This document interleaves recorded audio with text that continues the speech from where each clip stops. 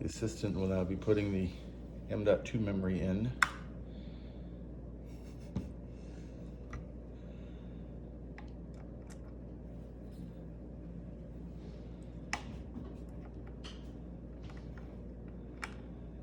Screw that in place.